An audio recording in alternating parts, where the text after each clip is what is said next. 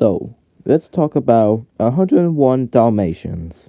Before we get into the topic of what 101 Dalmatians is, back then around the late 50s or early 60s, Disney's Sleeping Beauty was a big disaster and it literally became a box office bomb, making Disney lose a lot of money.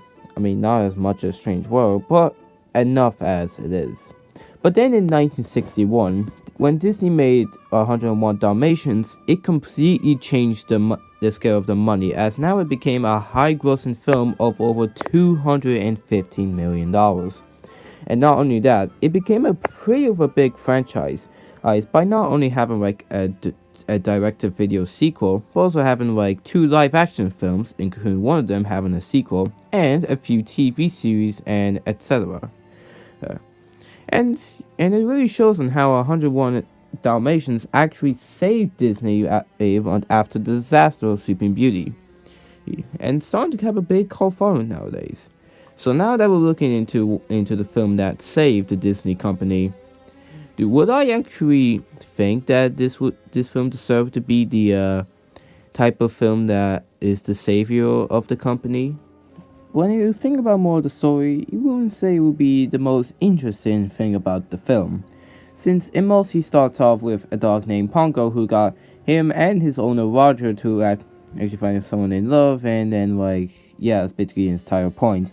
But then both of these guys got married, and Pongo Perdita later then got 15 puppies as their children.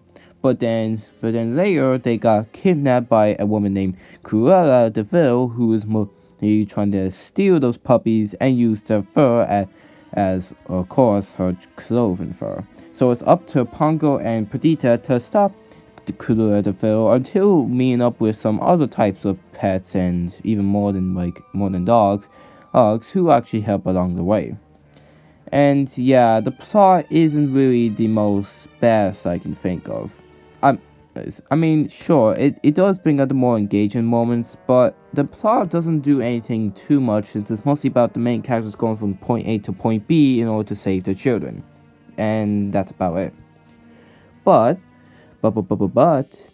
I can forgive this film, because even if it has not much of a lack of narrative, it does make up for it for great execution that does make this film very engaging to watch.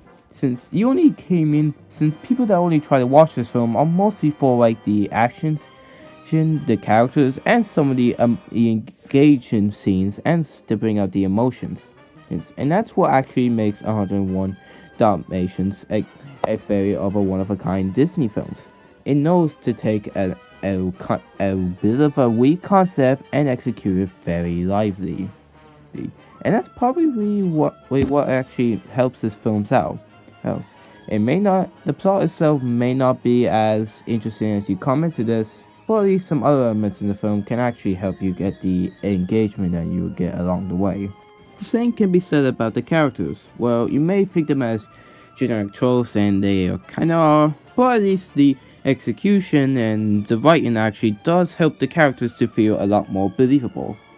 This is especially the case with the two main dogs, Pongo and Perdita. And they may seem as the typical Karen parents, of course, and yeah, they kind of act like that through the movie.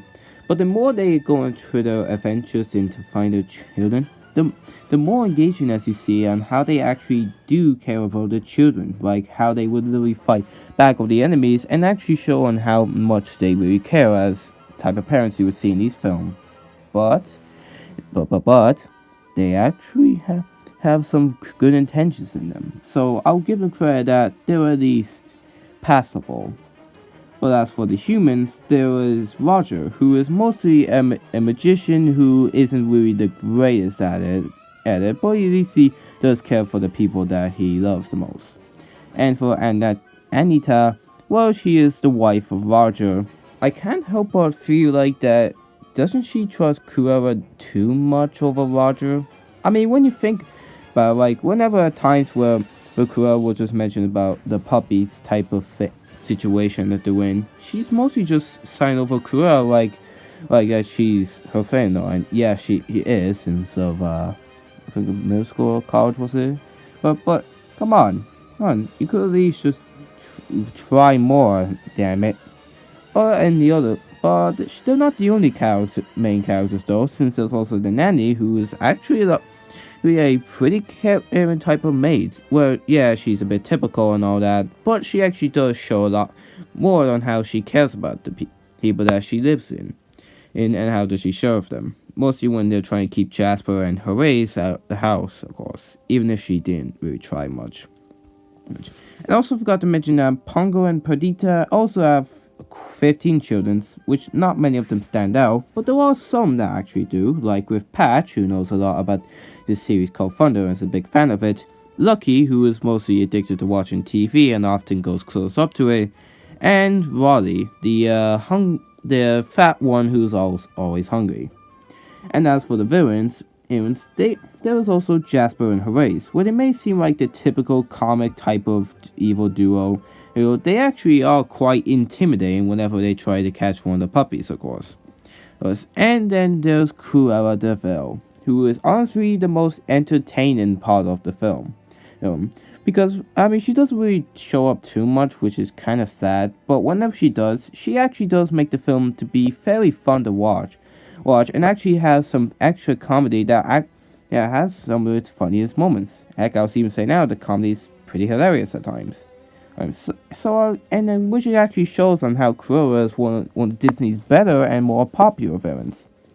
And I also forgot to mention that Pongo and Perdita also counted some other characters that helped them along the way, which the ones that actually really stands out the most are characters like Cardinal, who is mostly like the military type dog, and Captain, the one who actually is the most reasonable guy, and even Sergeant Tibbs is the cat who is kind of like afraid at times, mostly. And I'll give that the actors do put in a good performance, even if some sound a bit corny, but not too corny to ruin the experience, of course. Now, the animation in this film is the one thing that actually made this film stand out among the other Disney films, where it was the beginning of the Xerox project, where instead of making by hand, a machine would trace the drawings of the sheets and actually trace them into making the film itself. And while there can be some moments in the film where not everything can get right, I will forgive the film for that, since it was their first time making it. But how's the animation itself for the new age of Disney?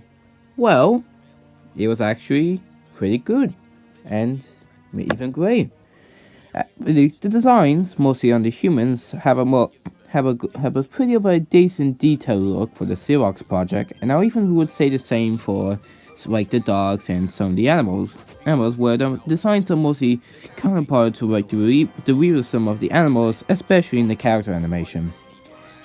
Even for the animation on the humans, mostly on Roger and Cruella, actually are quite expressive and show off a lot of their emotions. The backgrounds are quite detailed and to show a lot more of what London looks like, and even some areas like in that one building that the two villains were in where they kidnapped a lot of the dogs, which of course quite often.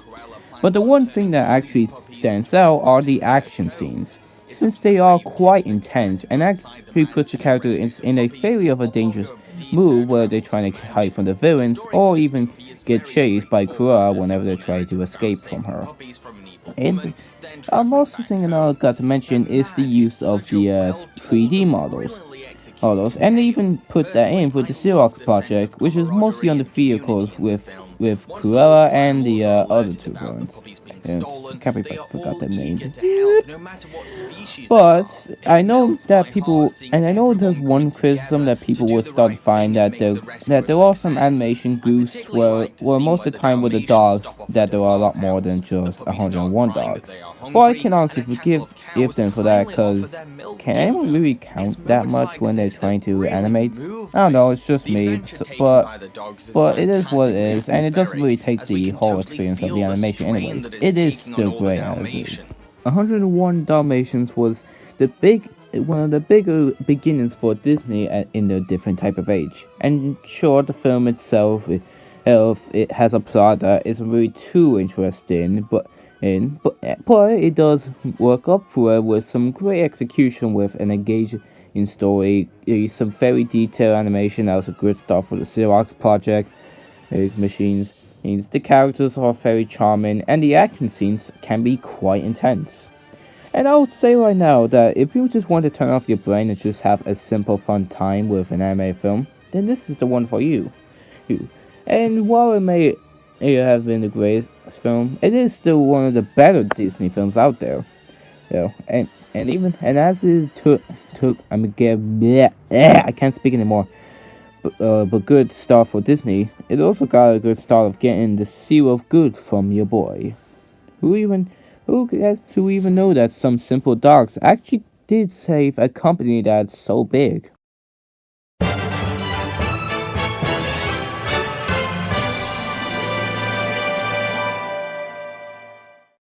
And if you wonder what will be next for the review, this time I'm going to let you decide on the community page in the poll and in the YouTube channel. And yes, that's a new thing. I'm not going to pick the films out myself. I'm going to let you decide. You can just easily go to my YouTube channel, go to the community page, and you'll find a poll there. And the film and the options of the films are Puss in Boots, The Many Adventures of Winnie the Pooh, Ice Age: The Meltdown, what was that fourth film? Oh yeah, Kung Fu Panda and Space Jam. Hope thanks for watching, and this is Kyle's Web Entertainment. And hopefully you listen to that community tab. You want to perform anime film, you can go for it.